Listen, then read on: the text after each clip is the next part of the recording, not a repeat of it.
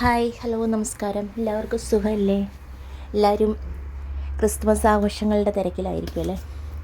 അപ്പം ഞാൻ ഇന്നൊരു പ്ലം കേക്ക് ഉണ്ടാക്കി. നല്ല സൂപ്പറായിരുന്നു, സോഫ്റ്റായിരുന്നു. അപ്പം അത് നിങ്ങൾക്കും കൂടി ഒന്ന് ഷെയർ ചെയ്താലോ എന്ന് ഞാൻ ആഗ്രഹിക്കുന്നു. അതിനായിട്ട് ചൂട് കട്ടിയുള്ളൊരു പാൻ എടുത്തിട്ട് ചൂടായി വരുമ്പോൾ അതിലേക്ക് ഒരു 1/4 കപ്പ് പഞ്ചസാര ചേർത്ത് കൊടുക്കുക. ഞാനിവിടെ ബ്രൗൺ ഷുഗറാണ് എടുത്തിരിക്കുന്നത്. നല്ലതുപോലെ മെൽറ്റായി കിട്ടുമ്പം നല്ല തിള വന്ന് കഴിയുമ്പം അതിലേക്ക് 1/4 കപ്പ് ഏത് പാത്രത്തിലാണോ പഞ്ചസാര എടുത്ത് ആ അളവിൽ തന്നെ വെള്ളവും ചേർത്ത് കൊടുക്കുക. പച്ചവെള്ളം ചേർത്ത് കൊടുക്കാതെ ചൂടുവെള്ളം ചേർത്ത് കൊടുക്കാനായിട്ട് ശ്രമിക്കണം. കാരണം എന്താണെന്ന് വെച്ച് ശ്രദ്ധിക്കണം. കാരണം ഞാനിവിടെ പച്ചവെള്ളമാണ് ചേർത്ത് കൊടുത്തത്. ഷുഗർ സിറപ്പ് കട്ടയായിപ്പോയി. അപ്പോൾ അത് വീണ്ടും മെൽറ്റായി കിട്ടാൻ ടൈം എടുക്കും. അതിന് ശേഷം നമ്മുടെ മിക്സിയുടെ ചെറിയ ജാർ എടുക്കുക. അതിലേക്ക് ഒരു 1/2 കപ്പ് പഞ്ചസാര ചേർത്ത് കൊടുക്കുക. പിന്നെ ഒരു 3-4 പീസ് കറുവപ്പട്ട ചേർത്ത് കൊടുക്കുക. അതിലേക്ക് കുറച്ച് ഗ്രാമ്പു, ഒരു 3-4 ഏലക്കയുടെ കുരു എല്ലാം ചേർത്ത് കൊടുത്ത് നല്ലതുപോലെ പൊടിച്ചെടുക്കുക.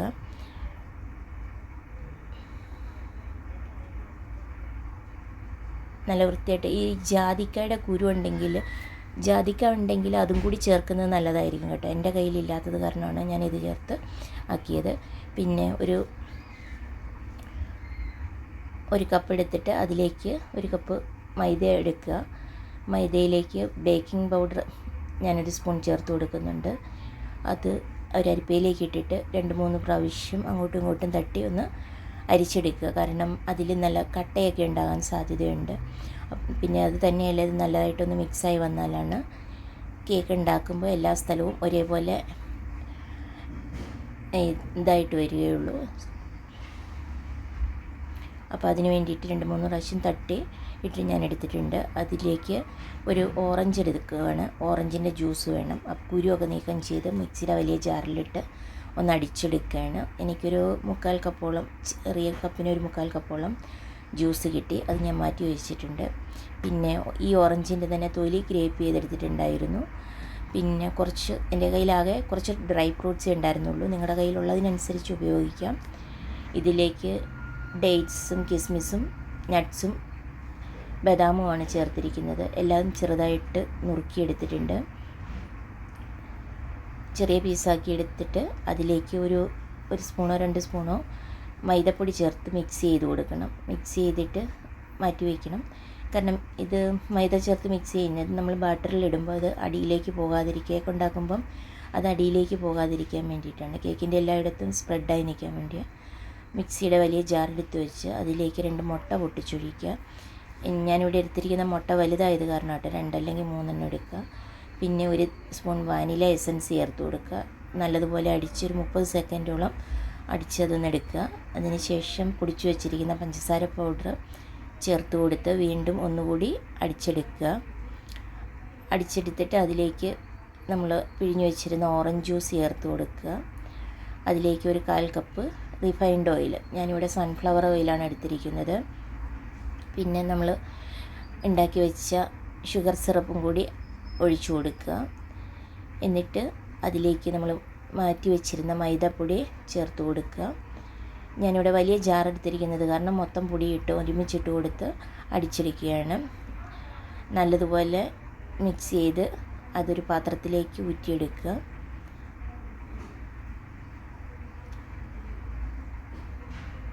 നല്ല വൃത്തിയായിട്ട് അടിച്ചെടുത്തിട്ട് ഒരു 30 സെക്കൻഡ് അല്ലെങ്കിൽ അത്രയും സമയം വെച്ച് അടിച്ചെടുക്കുക. എന്നിട്ട് അതിലേക്ക് ഒരു പാത്രത്തിലേക്ക് ഊറ്റിയെടുക്കുക. പിന്നെ നമ്മൾ ഉണ്ടാക്കി വെച്ചിരുന്ന ഡ്രൈ ഫ്രൂട്ട്സ് അതിലേക്കൊന്ന് ഇട്ട് കൊടുക്കുക.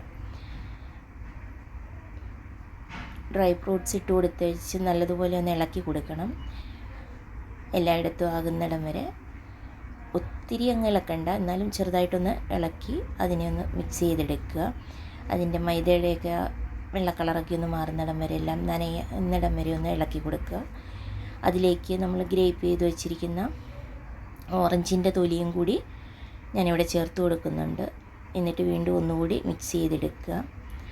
അപ്പോഴത്തേക്കും നമ്മൾ സ്റ്റൗവിൽ നമുക്ക് കേക്ക് ഉണ്ടാക്കാനുള്ള പാത്രം സെറ്റ് ചെയ്തെടുത്തിരിക്കണം. ഞാനിവിടെ ഒരു പാൻ വെച്ചിട്ട് അതിൽ കുറച്ച് ഉപ്പിട്ട് കുക്കർ വെച്ചിട്ടുണ്ട്. പിന്നെ എൻ്റെ കയ്യിൽ ചോറ്റുപാത്രം, ഒരു വലിയ പാത്രമാണ് ഉണ്ടായിരുന്നത്, സ്റ്റീലിൻ്റെ ഒരു പാത്രം ഉണ്ടായിരുന്നു. അതിൽ കുറച്ച് ഓയിൽ തടവിയിട്ട് കുറച്ച് മൈദപ്പൊടി ഇട്ടൊന്ന് തട്ടിയെടുത്തിട്ടുണ്ടായിരുന്നു. അതിലേക്ക് ഈ ഉണ്ടാക്കി വെച്ച ബാറ്റർ ഒഴിച്ചു. എന്നിട്ട് പപ്പടം കുത്തി വെച്ചൊന്ന് നന്നായി മിക്സ് ചെയ്തെടുക്കുക, ഒരു ഇതാക്കിയെടുക്കുക, അതിലുള്ള ബബിൾസൊക്കെ ഒന്ന് പോകാൻ വേണ്ടിയിട്ട്. പിന്നെ ഞാനിവിടെ കുറച്ച് അണ്ടിപ്പരിപ്പ് കൂടി അതിൽ അലങ്കരിക്കാൻ വേണ്ടിയിട്ട് വെച്ചിട്ടുണ്ടായിരുന്നു. പക്ഷേ ഇപ്പോൾ വയ്ക്കുന്നത് നഷ്ടമാണ്. കാരണം ഇത് ആയി വരുന്നതിനനുസരിച്ച്, വീർത്ത് വരുന്നതിനനുസരിച്ച് ഈ അണ്ടിപ്പരിപ്പ് ഉള്ളിലേക്ക് ഇറങ്ങിപ്പോകും. അപ്പോൾ അതുകൊണ്ട് പിന്നീട് വെച്ചാൽ മതി. അപ്പം ഞാൻ ചൂടായി കിടക്കുന്ന കുക്കറിലേക്ക് ഇറക്കി വെച്ചു. എന്നിട്ട് കുക്കറിൻ്റെ വാഷറൊക്കെ എടുത്ത് മാറ്റി വെച്ച്, വിസിലും എടുത്ത് മാറ്റി വെച്ച് വെറുതെ ഒന്ന് അടച്ചു വെച്ചിട്ടുണ്ട്. തീ ഒരു മീഡിയം ലെവലിലിട്ടിട്ട് ഒരു 45 മിനിറ്റോളം കഴിഞ്ഞ് തുറന്ന് നോക്കിയപ്പം ഒരുവിധം ആയിട്ടുണ്ടായിരുന്നു. അപ്പം ഇതിൻ്റെ നട്ട്സ് എല്ലാം ഉള്ളിൽ പോയിട്ടുണ്ടായിരുന്നു. അപ്പം ഒരു ഭംഗിക്ക് വേണ്ടിയിട്ട് ഞാൻ വീണ്ടും കുറച്ച് നട്ട്സ് അതിൻ്റെ മുകളിൽ സെറ്റ് ചെയ്ത് വെച്ചിട്ടുണ്ട്. ഓഫാക്കി വെളിയിലെടുത്തു. നല്ല സോഫ്റ്റാണ്. അതുപോലെ തന്നെ അടിയിൽ ഒരുപാട് കരിഞ്ഞൊന്നും പിടിച്ചിട്ടൊന്നുമില്ല. ചെറുതായിട്ട് ഇതായിട്ടുണ്ട്, നല്ല സോഫ്റ്റായിട്ടുണ്ട്. അപ്പം നാളെ ക്രിസ്മസിന് കേക്ക് കട്ട് ചെയ്യാൻ വേണ്ടിയിട്ട് ഇത് വച്ചിരിക്കുകയാണ്. കഴിച്ചു നോക്കിയിട്ട് അഭിപ്രായം പറയാം കേട്ടോ. നിങ്ങളും ട്രൈ ചെയ്യുക. എല്ലാവർക്കും ഹാപ്പി ക്രിസ്മസ്.